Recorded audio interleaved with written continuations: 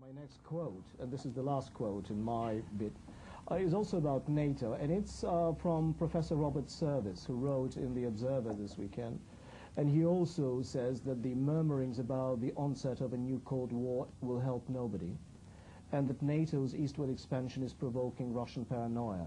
But in your book, you write that the eastward expansion of NATO and Euro-Atlanticism has not been easy, but yet has been very positive. And you quote Poland as an example, you quote the Baltic states.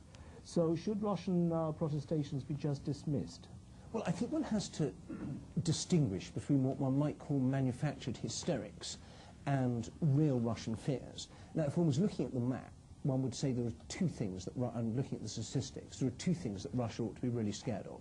And one's China and the other's Muslims.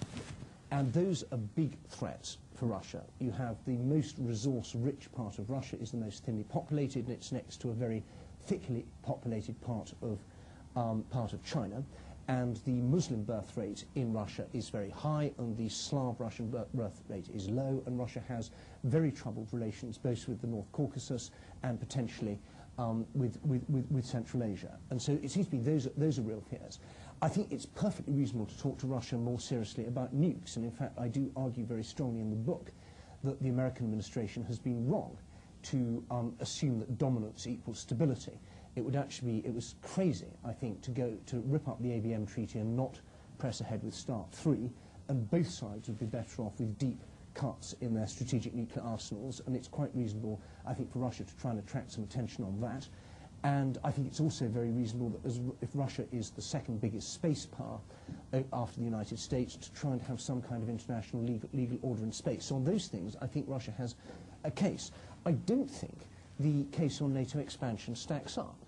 NATO is, the expansion of NATO to Poland, first of all to Central Europe and then to the Baltics and the Balkans, has always been accompanied by this kind of breast-beating hysterics in Russia about this is going to be an absolute disaster.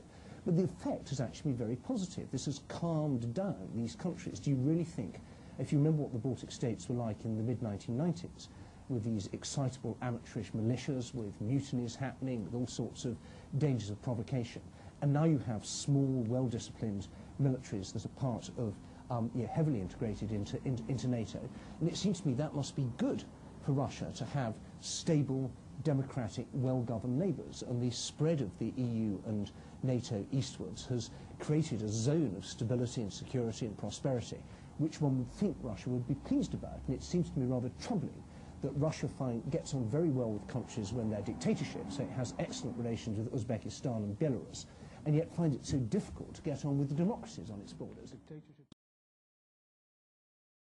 My question is about President Putin. You mentioned judo as one of his talents, but in your book you have a very interesting chart which shows his popularity, his rise from zero to hero, if I remember correctly. Yeah.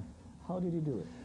Well, I think one point I make very strongly in the book is I'm not saying that the 1990s were a wonderful time for Russia, and then the ex-KGB came along and ruined it. And I think we simply can't understand what's happening now in Russia unless we take off our perhaps rather rose-tinted spectacles when we look at the 1990s. That I think that the way the Kremlin portrays the 1990s is a bit unfair, but for most Russians this was a time of huge economic dislocation, collapse of industry, theft of national assets by oligarchs, the feeling the country was disintegrating, perhaps most of all the feeling of embarrassment, that the head of state was this embarrassing drunk who couldn't get off the plane to meet the Irish Prime Minister and seized the baton and tried to conduct a military band during a visit to Germany.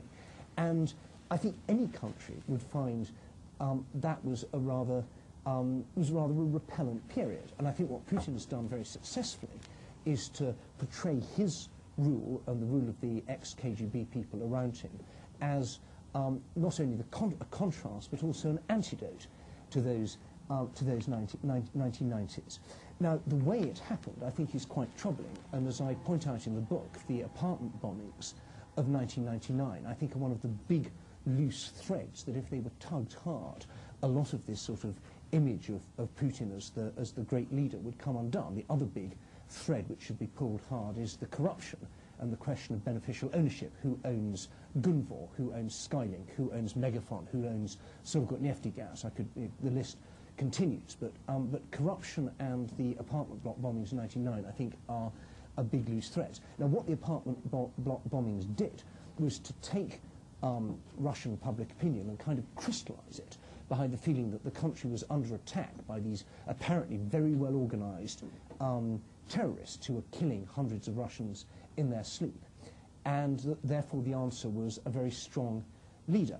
Now, I think that was very cynical, and I look in some detail in the book at particularly the Ryazan bombing, where I just don't think that the official explanation makes sense. Why would two FSB officers steal a car, drive to Ryazan, and then buy sacks of sugar in the market, put real detonators and timers on them, and then put them in an unguarded basement in order to test security? That is the official version. I'm not making this up. That is a defence exercise. Yes. But whose vigilance are you trying to test? And added to all the other circumstantial evidence, so I'm afraid, I can't prove this, but I think the balance of evidence is that the authorities had a hand in the 1999 bombings, and that Mr. Putin was a beneficiary. I wouldn't necessarily go as far as saying he knew what was happening then, and that he was directly involved in ordering it. But I do find it very troubling, and I think that this manipulation of public opinion is one of the things that has helped him retain popularity all the way through. Most Russians get their information from television, and the television is under Kremlin control and gives Putin an extremely easy ride. These carefully staged photo opportunities in the sort of action man, Superman sort of poses of fishing, piloting planes, stripped to the waist, on the judo mat, all this sort of thing. And an extraordinary reluctance to ask tough questions. And I think, it's one of the really striking things, is the record of Putin over the last 8 years, and the government has actually been rather incompetent. They've had this bonanza of tens of billions of dollars coming in from the high oil and gas prices, which has sent living standards shooting up, and that's great, and obviously a great contrast to the 1990s. But where are the new roads? Even Mr. Medvedev's own think tank admits that the amount of paved roads in Russia has gone down since 2000.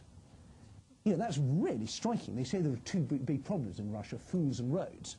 Well, we can't judge the fools, but on the roads, where are the new motorways? One more question about winners and losers. One of the chapters in your book is entitled Winners and Losers of This Regime.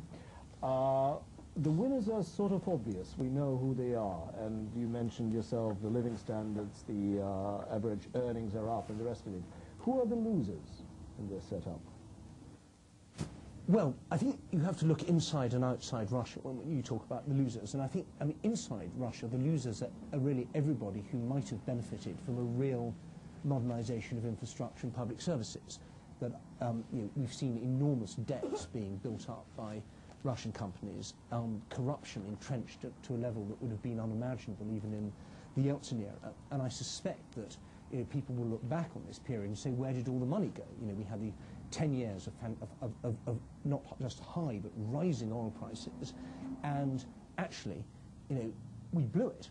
And so I think that, in one sense, the losers are all Russians. I think the ethnic minorities inside Russia are having a very tough time at the moment, and the sort of institutionalization of state racism is really worrying. I was absolutely horrified to see reports of a meeting of the Moscow police chief with representatives of all the ethnic minority communities in Russia, in Moscow, who'd gone to see him to talk about the wave of racist attacks. I think there was at one point there was a racist murder happening every day in Moscow, and his response was, well, why don't you make sure that your ethnic minority communities commit fewer crimes, and then there wouldn't be any reason to attack you. And that was, I was absolutely sort of astonishingly sort of a bad response. But I think that the losers right now are the countries outside Russia, because we are losing, and we're seeing the Finlandization of Western Europe and the re-establishment of a kind of political and economic dominance of Russia in Eastern Europe, and that's really worrying. And if you look at what's happened just in the months of this year with the South Stream pipeline, where we've seen Serbia, which admittedly has no reason to love the West right now, but also Bulgaria and Hungary, just falling into the Russian camp on South Stream, that is a loss to all of Europe. We are losing our energy security as we speak.